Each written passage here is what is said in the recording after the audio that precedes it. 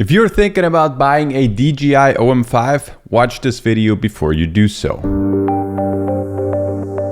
Hey, what's up everybody, my name is Julian, I'm the creator of Smartphone Filmmaking Pro and I'm super excited to have you all. The DJI OM4 has been my go-to gimbal for over a year. By the time this was released, this was pretty groundbreaking. The way you could balance it was just miles ahead of the competition. The payload was nice for the time and pretty much it ticked all the boxes for the time. Then about 1 year after that, they announced the DJI OM5 and to be honest, this has never been my favorite gimbal. It is way lighter compared to the DJI OM4, which actually is pretty nice, but this comes at a price. The build quality is now way worse compared to it is before, and the extension pole, in my opinion, is just a gimmick and has no real usage. And before I will share with you the first problem that I have with the OM5, I would like to ask you to hit subscribe to the channel because about 84% of all people watching my videos are not subscribed, so just hit the button below. This will help out the algorithm and the channel,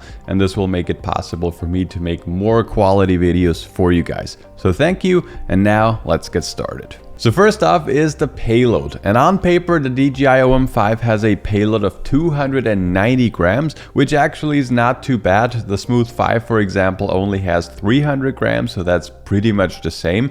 But the problem that I have with that is you basically cannot balance this, you know? You get this clamp that you put on your phone and that's basically it. You can change the position of the clamp on your phone, but you cannot like really balance it. I just recently made a payload comparison of the Smooth 5 versus the DJI OM5, and in this comparison you could see pretty clearly that even though the theoretical payload is about the same, you can just, you know, dial in the exact balance way more specific on the Smooth 5 compared to the DJI OM5. So whenever you're using a bigger smartphone like the 13 Pro Max or the Samsung S22 Ultra or something like this, and you also plan on using ND filters or add-on lenses, you will get to its limits very quickly. So the workaround for that is of course to not use any add-ons. That works, or in case you have a lighter phone, then it will also work. So, you know, it's not really bad, it's just something that you should keep in your mind before you pull the trigger and buy this one. The second downside of the DJI OM5, but pretty much with any gimbal that you can buy these days,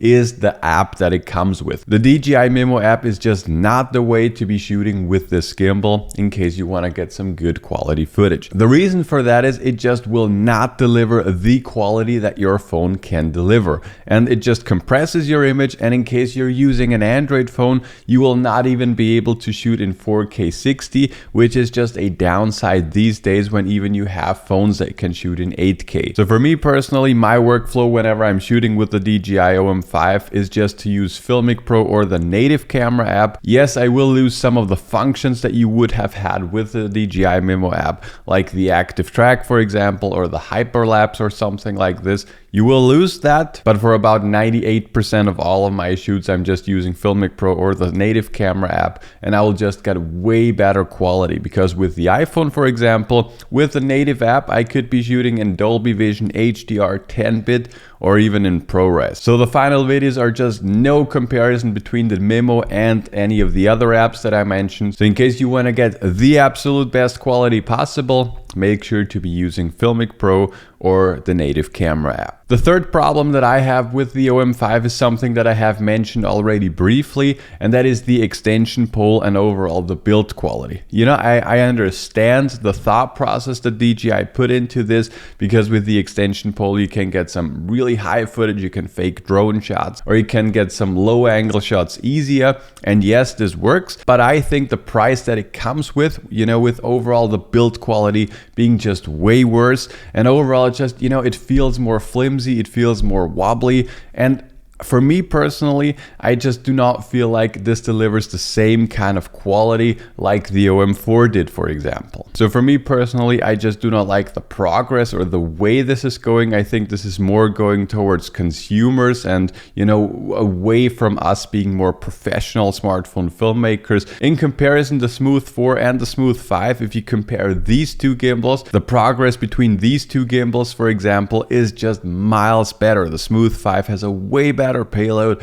And you know, overall you can just feel that Cyan was developing this further. And I think with this it feels kind of like, okay, they were thinking about like, what can we add, what looks cool, and then they just, you know, put this pole in and basically left everything the same as it was before. So for me personally, that's just not an upside. For me, it's actually a downside, but you have to decide for yourself. And the fourth downside, I have already talked about this, but it is the overall build quality and overall the way how it feels in your hand. You know, when you're holding it, it just does not feel like a premium product, even though it has the price of a premium product. So for me personally, the price and the build quality is just not on one level. But of course, always keep in mind that this is just my personal preference. This is just my own thoughts. I'm sharing my true and honest opinion on this channel. And for some of you, the extension pole and the overall gimbal just being like a little lighter might be the thing that you were waiting for all the time. So don't just take my words for granted. Don't focus your decision on only my thoughts, because like I said, for you, the extension pole might be the thing you have been waiting for. But generally speaking, the thing that is even way more important than having the extension pole or the best gimbal in general